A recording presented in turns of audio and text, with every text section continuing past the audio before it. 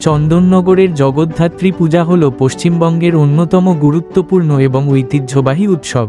এটি চন্দননগরের সংস্কৃতি ও ইতিহাসের সঙ্গে গভীরভাবে যুক্ত। চন্দননগর, যা একসময় ফরাসি উপনিবেশ ছিল, এখানকার জগদ্ধাত্রী পূজা তার নিজস্ব বৈশিষ্ট্যের জন্য বিখ্যাত। আরও একটি নতুন ভিডিওতে আপনাদের স্বাগতম। আপনারা দেখতে শুরু করে দিয়েছেন প্লাটিনাম বাংলা। চন্দননগরে জগদ্ধাত্রী পূজার সূচনা হয় 1750-এর দশকে।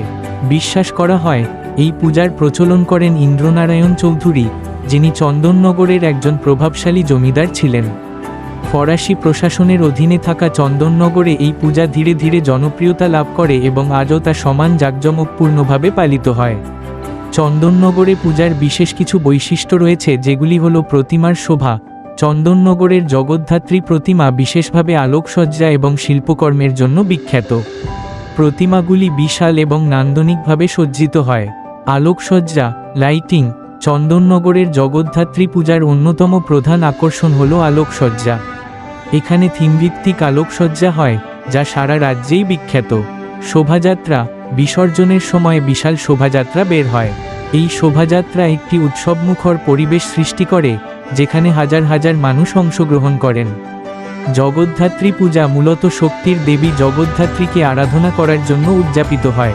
এটি দুর্গাপূজার মতোই, তবে আরও কিছু অনন্য বৈশিষ্ট্য রয়েছে। চন্দননগরের জগদ্ধাত্রী পূজা স্থানীয় সম্প্রদায় ও সংস্কৃতির মধ্যে ঐক্যের প্রতীক হিসেবে বিবেচিত হয়। ফরাসি উপনিবেশ থাকার কারণে চন্দননগরের জগদ্ধাত্রী পূজায় কিছুটা ইউরোপীয় প্রভাব লক্ষ্য করা যায়। বিশেষ করে আলোকসজ্জা এবং শোভাযাত্রার কৌশলগুলোতে এর ছাপ স্পষ্ট। বর্তমানে চন্দননগর পুরসভার অধীনে এই পূজা পরিচালিত হয়। সরকারি এবং বেসরকারি সহযোগিতায় পূজা আরও জাঁকজমকপূর্ণভাবে পালিত হয়। প্রতিবছর পূজার সময় এখানে বহু জাতীয় এবং আন্তর্জাতিক পর্যটক আসেন, যা পূজার জনপ্রিয়তাকে আরও বাড়িয়ে দেয়। চন্দননগরের প্রথম জগদ্ধাত্রী পূজা ছিল জমিদার ইন্দ্রনারায়ণ চৌধুরীর বাড়িতে। তার সময় এই পূজা গ্রামের সাধারণ মানুষের কাছে একটি নতুন ধরনের ধর্মীয় উৎসব হিসেবে পরিচিত হয়। পূজার মাধ্যমে সমাজের বিভিন্ন স্তরের মানুষকে একত্রিত করার প্রচেষ্টা ছিল। বর্তমানে চন্দননগরের জগদ্ধাত্রী পূজা শুধু স্থানীয় নয়, বরং আন্তর্জাতিক পর্যায়েও পরিচিতি লাভ করেছে। প্রতিবছর দেশ বিদেশ থেকে অসংখ্য পর্যটক এই পূজা উপভোগ করতে আসেন। পূজার সময় চন্দননগর এক বিশাল মেলায় পরিণত হয়, যেখানে খাদ্য, সঙ্গীত এবং শিল্পের এক অনন্য সমাহার ঘটে। চন্দননগরের জগদ্ধাত্রী পূজা আজও ঐতিহ্য, ভক্তি এবং শিল্পের এক অতুলনীয় উদাহরণ।